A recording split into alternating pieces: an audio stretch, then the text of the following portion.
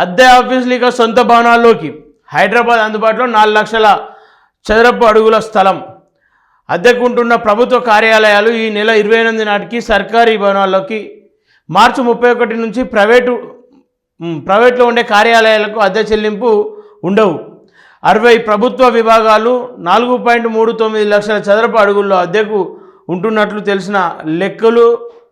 వీటి అద్దె కోసం ఏడాదికి 800 కోట్లు, 12 ఏళ్లలో 9,600 కోట్లు చెల్లింపు. ఏపీ కార్యాలయాలు ఖాళీ అయ్యాక ఆ భవనాల్లోకి వెళ్ళిన 100 కోట్లు మిగిలేవి అని చెప్పేసి చెప్తా ఉంటారు. సరే, స్టోరీలోకి వెళ్దాం.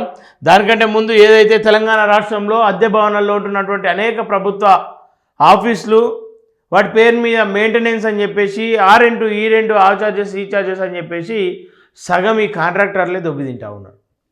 సరే, ఇప్పటికైతే ఏముంది, ఖచ్చితంగా ఆ సొంత భవనాల్లోకి వెళ్ళబోతూ ఉందని చెప్పేసి అంటూ ఉన్నారు. గతంలో ఆంధ్రప్రదేశ్లో ఉన్నటువంటి ఉమ్మడి ఆంధ్రాగా ఉన్నప్పుడు ఏవైతే కార్యాలయాలు ఉన్నాయో ఆంధ్ర ఆఫీసులు అన్నీ ఖాళీ అయ్యాక వాటిని అట్లాగే వదిలేసి రెంట్లు కట్టుకుంటా ఇంకా అనేక ఆఫీసులు బయట ఉంటా ఉన్నాయి. అది దాంట్లో లాభాలేంది నష్టాలేంది అని చెప్పేసి వాళ్ళకి అర్థం కావాలి. ప్రైవేట్ భవనాల్లో ఉంటున్న ప్రభుత్వ కార్యాలయాల కోసం అవసరమైన మేర ఆఫీస్ స్థలం వివరాలు ప్రభుత్వానికి చేరాయి.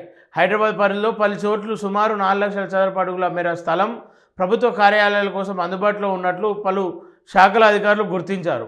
ప్రభుత్వ విభాగాలకు కేటాయించేందుకు ఎన్ని భవనాలు కావాలి, అక్కడ ఎంత విస్తీర్ణంలో ఆఫీసు ఏర్పాటు చేసుకోవాలనే వివరాలను పూర్తి లెక్కలతో తేల్చారు.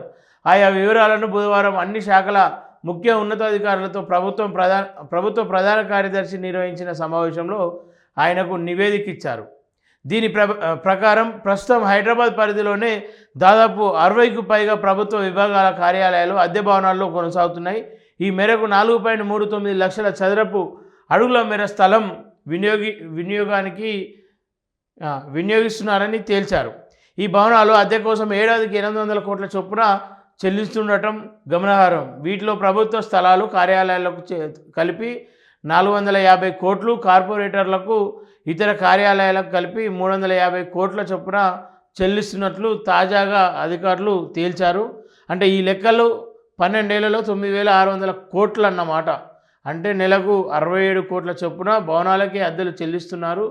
ఈ నిధులతో 12 ఏళ్ళలో దాదాపు 12,000 కోట్లు అని చెప్పేసి, అంటే అది కేవలం అద్దె పేరు మీద, అభివృద్ధి కాదు, అది అద్దె కోసము 12,000 కోట్లు కేటాయించిర్రు అని చెప్పేసి అంటే అందులో ఇక నిజంగా డైరెక్ట్ అద్దెకు పోయినాయి ఎంత ఉంటాయి, ఇక ప్రభుత్వం ముచ్చట తెలిసింది అందరికీ.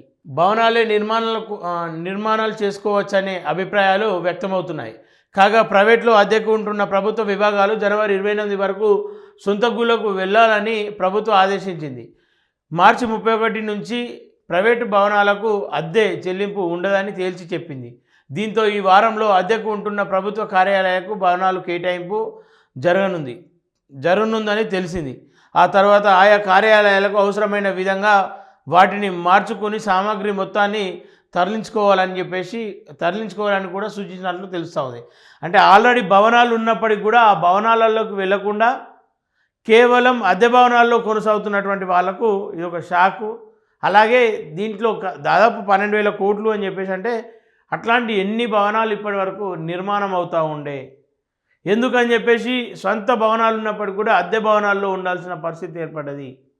ఏ రోజు కూడా మాకు ఈ అద్దె భవనంలో ఇబ్బంది అవుతూ ఉంది, మాకు ఒక సొంత భవనం కావాలని చెప్పేసి ఆ అధికారులు ఎందుకని చెప్పేసి అడగలేకపోయారు, ఎందుకు అందులో విఫలమయ్యారు, ఇందులో ఆంతర్యం ఏంది అని చెప్పేసి కొంత డెప్త్గా తెలుసుకోవాలి. టీ హబ్లోనూ స్థలం గుర్తింపు. హైదరాబాద్ పరిధిలో ఉన్న ప్రభుత్వ భవనాలను గుర్తించారు. ఈ హిమాయత్ నగర్లో ఉన్న గృహకల్ప, నాంపల్లిలో గాంధీ భవన్కు ఎదురుగా ఉన్న హౌసింగ్ బోర్డు కార్యాలయంలో పాటు దానికి పక్కనే ఉన్న మరో భవనం అమీర్పేటలో మైత్రివనం కాంప్లెక్స్, దాని పక్కనే ఉన్న స్వర్ణ జయంతి బిల్డింగ్లకు గుర్తించారు. వీటితో పాటు హైటెక్ సిటీలోని హైటెక్స్లో ఉన్న నేషనల్ అకాడమీ ఆఫ్ కన్స్ట్రక్షన్స్ నాక్ భవనంలో దాదాపు 18,000 నుంచి 20,000 చదరపు అడుగుల వరకు ఆఫీస్ స్థలం ఉందని తేల్చారు. ప్రభుత్వ పరిధిలో ఉన్న టీ హబ్లోనూ 19,000 చదరపు అడుగుల స్థలం ఉన్నట్లు గుర్తించారు. అసెంబ్లీకి ఎదురుగా ఉన్న హాకా భవనం, ఆయిల్పేట్ భవనంలో హైల్పేట్ భవనంతో పాటు హైదరాబాద్ మొత్తంలో చాలా భవనాలను గుర్తించారు.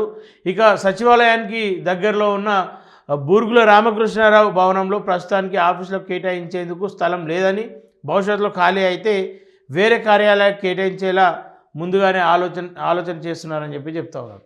అంటే ఈ స్థలం అంతా కూడా ఇప్పుడు కొత్తగా నిర్మించింది అని చెప్పేసి, అంటే కొత్తగా ఏదో నూతనంగా భవనాలు కట్టినవి అయితే కాదు, పాత భవనాలు, అందులో ఖాళీ స్థలం ఉన్నప్పటికీ ఎందుకని చెప్పేసి అద్దె భవనాల్లో ఉండాల్సి వచ్చింది.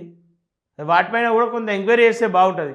ఎందుకంటే రేపు ఫ్యూచర్లో కూడా ఈ తెలంగాణకు ఆర్థికంగా తెలంగాణను దెబ్బకొట్టే ప్రయత్నాలు జరుగుతూ ఉన్నాయి. ఇక్కడ ఎవరో కాదు, మళ్ళీ తెలంగాణ వాళ్ళే దీన్ని అంతా చేస్తూ ఉన్నారు.